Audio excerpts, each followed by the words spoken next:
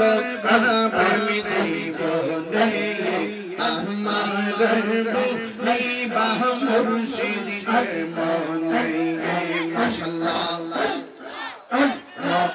আমার প্রেমে পুরিদা পুরিদা অন্তর হইদা আমার প্রেমে গাদিয়া গাদিয়া রোজনি কাটাই মাহবা মায়া জ্যোতি আগের মুর্শিদ আই গো মায়ার নজর গে আমায় দেব এই বাহ মুর্শিদ মনে গে মাশাআল্লাহ আমার মুর্শিদ দিল আমার মনে কাহি মাশাআল্লাহ আল্লাহ প্রদত্ত অর্ডার পাইলো আমার নবীজি ভাই কি অর্ডার পাইলো আল্লাহ প্রদত্ত অর্ডারটা একটু শুনে না যান আল্লাহ বলে বন্ধু আপনি মক্কা থেকে মদিনায় চলে যাবেন কেন এই কাফিররা যারা আপনাকে আল আমিন বলেছে তারাই আবার আপনাকে আঘাত করার জন্য গোপনে ষড়যন্ত্র করেছে আপনারা জবান খুলে বলেন আমার নবী আপনার নবীর বিরুদ্ধে যারা ষড়যন্ত্র করে পৃথিবীর কেউ জানে না জানে একজন জবান খুলে বলুন তিনি কে এই জন্য যুবক ভাইরা ইবনে আব্বাস রাদিয়াল্লাহু তাআলা আনহুমা قال বুইসা রাসূলুল্লাহ সাল্লাল্লাহু আলাইহি সাল্লাম লি 40 সালাতান ফামাকুসা বিমাক্কা 13 সানাতান ওয়া ইউআ ইলাইহি সুম্মা উমিরা বিল হিজরাতি ফাহাদারা 10 সিনিনা ওয়া মাতা ওয়া হুয়া ইবনু 63 ও বন্ধু হযরত আব্দুল ইবনে আব্বাস রাদিয়াল্লাহু তাআলা আনহু থেকে বর্ণিত قال তিনি বলেন বুইসা রাসূলুল্লাহ সাল্লাল্লাহু আলাইহি সাল্লাম নবী পাকের উপর নবুয়ত প্রকাশ হয়েছে লি 40 সানাতান তখন নবীর বয়স ছিল 40 বাম্মা কুসাস বিমাক্কা 13 সানাতান ওই ওহিটা নাযিল হওয়ার পরে নবুয়ত প্রকাশ করার পর আমার নবী মক্কায় ছিল 13 বছর ইউহা ইলাইহি যতদিন আমার নবী মক্কায় ছিল ততদিন আল্লাহর পক্ষ থেকে ওহী নাযিল হইতেছিল সুম্মা উমিরা বিল হিজরা অতঃপর আবার আল্লাহ রাব্বুল আলামিন এর পক্ষ থেকে নবীর উপরে হিজরতের নির্দেশ হইল বা হাজারা 10 সিনিনা তখন হিজরত করে সেখানে ছিল 10 বছর এই সোয়া মাতা এরপর আমার নবী ওফাত গ্রহণ করেছেন ওয়া হুয়া ইবনু 63 এরপর আমার নবী হায়াত পাইছে 63 বছর ও বন্ধুরি আমার নবী মক্কা থাকা অবস্থায় সুম্মা উমিরা বিল হিজরা আল্লাহর পক্ষ থেকে নবীকে হিজরতের নির্দেশ দান করেন ভাই আপনি হিজরতে চলে যান আমার নবী আপনার নবী বলেন নবী হিজরতে যাওয়ার সময় আমার নবীর সাথে যারা ছিল তারা হলো মুহাজির আমার নবীকে যারা সহযোগিতা করেছে তারা হলো আনসার আমার নবী ডাক দিয়ে কি আবু বকর আবু বকর আমি চলে যাব মক্কা থেকে মদিনায় সিদ্দিক আকবর চোখের পানি ফেলাইয়া কান্না শুরু করলেন ইয়া রাসূলুল্লাহ নবী গো যারে দেখলে ক্ষুধা দূর হয়ে যায় যারে দেখলে ক্ষুধা দূর হয়ে যায় যারে দেখলে ঘুম চলে যায় সেই নবী যদি আমাকে ছেড়ে চলে যায় আমি কার চেহারা দেখে ক্ষুধা দূর করব একটাবার খেয়াল করে দেখেন নবীর সাহাবীরা জান্নাতি এরপর নবীরে কত বেশি ভালোবাসতো আর তুমিনা মুইনা শায়েখ বুঝাইরা জান্নাত যাবে দূরের কথা আরে বেটা নামাজ যে ফরজ কবুল হইছে না জানোসনি কয় না রোজা যে রাখছো কবুল হইছে কি জানোনি কয় না হজ যে করছো কবুল হইছে কিনা জানোনি কয় না যাকাত যে দিছো কবুল হইছে কিনা জানোনি কয় না নবীরে যে ভালোবাসো জানোনি ওই শায়েখের মুশকিরা কইবো 40 বছর জানি না 23 বছর জানি তখন কইবো তোর কপালে আছে সুতার বাড়ি আর আমরা বুঝিনা তোর কি আছে আমরা নামাজ নাই আমরা রোজা নাই নামাজ পড়ছি কবুল হইছে কিনা জানি না রোজা রাখছি কবুল হইছে কিনা জানি না যাকাত দিছি কবুল হইছে কিনা জানি না তাইলে তুমি কি লইয়া হাসরের মাঠে উঠবা আমরা বলবো আমরা নবী লইয়া উঠব জন্ম আমার নবীর যুগে আরে বেটা সোনারগড়ের মানুষ বদল পাগল আমি জানি আগে তুই বলেন এসে শশী বলে কেন জন্ম আমার নবীর যুগে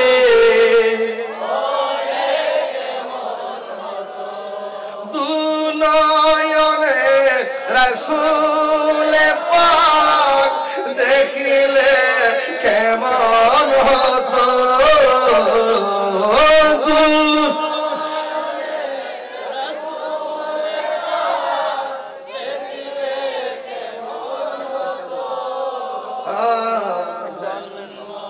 আমার নবীর যুগে।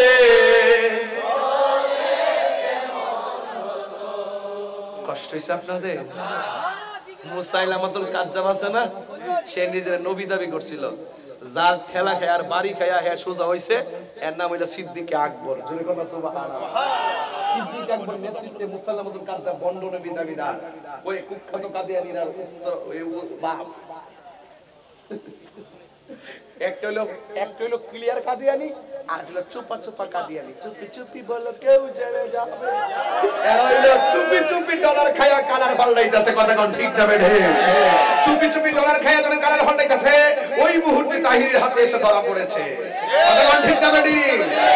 যারা আংরে কইরা লামু, এখনো সময় আছে, তওবা করো। জুতাটা কামড় দিয়া তওবা করো। মদিনা যায় তওবা করো, নবীর দরবারে যাও, যাই কেবল নবীকে ভুল করছি, মাফ করো, তোরে আল্লাহ মাফ করবে। কথা কোন ঠিক কিনা? আস্ত ভেসে কইতাম নি, আস্ত ভেসে হযরতে বেলালের মধুর আযান, সেই আযানে ছিল এমন প্রেম মুগ্ধ রহমান।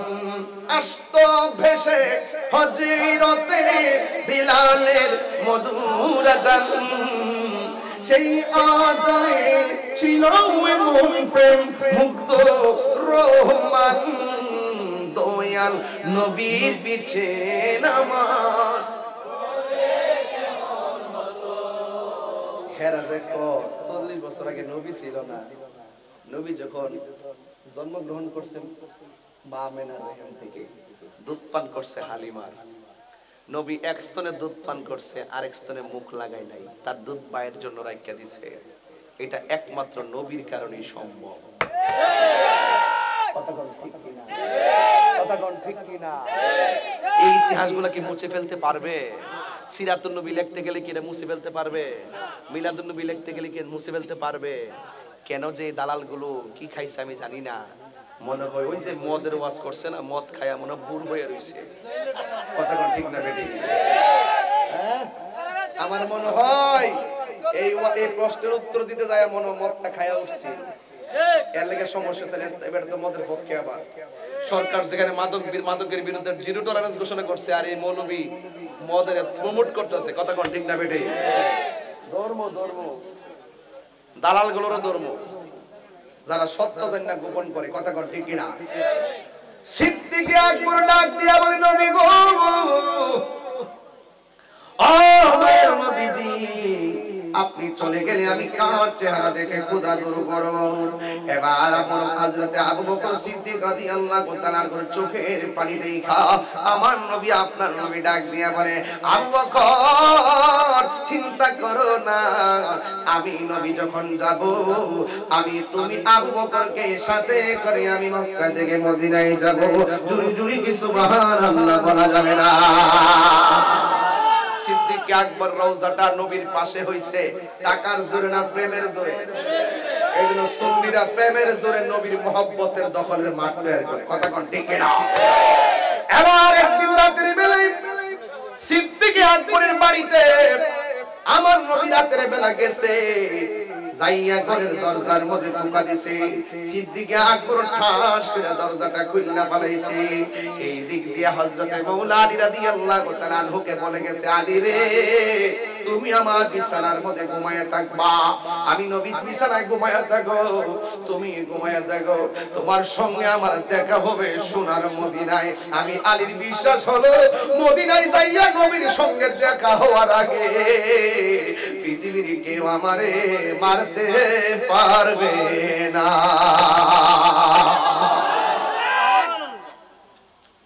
এই জন্য যুবক, আল্লাহু আকবার কেন, এরা হইল নবীর প্রেমিক।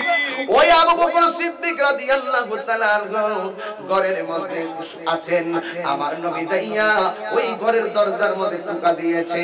এবার সিদ্দিক আকবর দরজাটা খুললা বলে, লাব্বাইক ইয়া রাসূলুল্লাহ, লাব্বাইক ইয়া রাসূলুল্লাহ। আমার নবী বলে, আল্লাহু আকবার শুরু হবে। আমার নবী বলে, আবু বকর,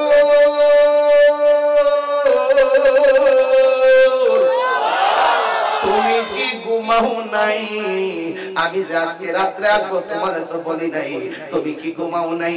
সিদ্দিক আকবর কয় নবী গো, যেই দিন থেকে বলছেন আমাকে সাথে করে নিয়ে যাবেন, আমি দিনও ঘুমাই না, রাতও ঘুমাই না। কখন জানি আপনি আইসা আমাকে একটা ডাকের বেশি দুইটা ডাক দেওয়া লাগে, ডাক দিলে তো আপনি কষ্ট পাবেন। সেই দিনের জন্য আমি আরামের ঘুম হারাম করে দিয়েছি। চিৎকার মেরে কন্যা সুবহানাল্লাহ। আমার নবী, আপনার নবী সিদ্দিক আকবরকে নিয়ে রওনা হয়েছে।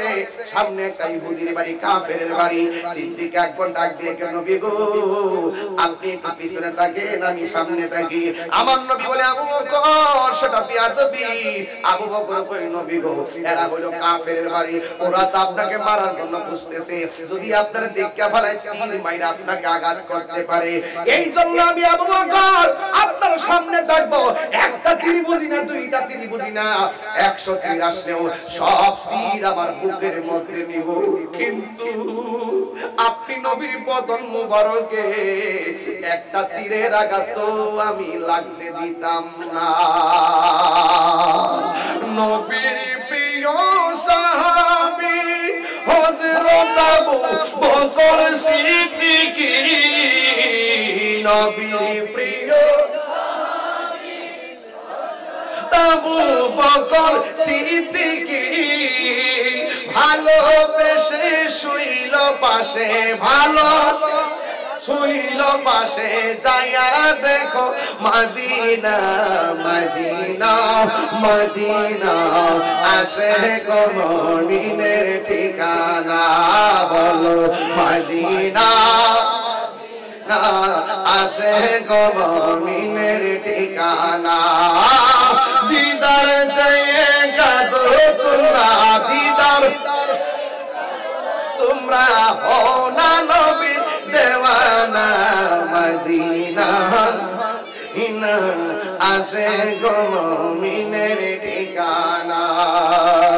জালালুদ্দিন সুয়ুতি পঁচাত্তরবার দেখলা নবীজি, জালালুদ্দিন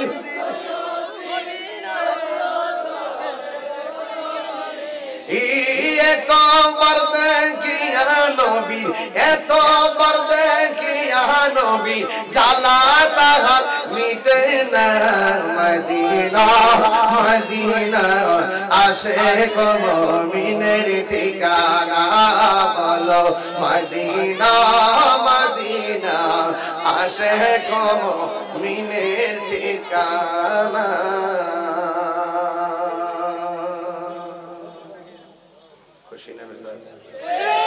সিদ্দিক আকবরের মতো ভালোবাসতে চাই কি চাই না?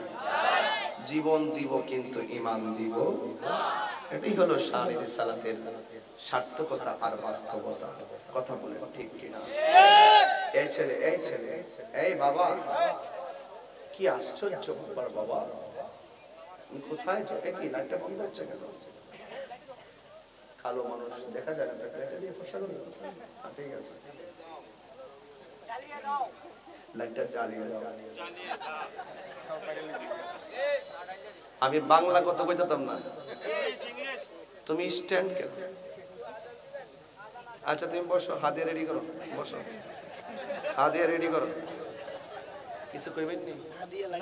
দাও দাও না, একটু কর না, আমি জিকির দিব ফ্রেন্ড, এটা ফাগলা জিকির দিব, কর। এই দাও, আরে ওই বাইর নাম ঘোষণা করো।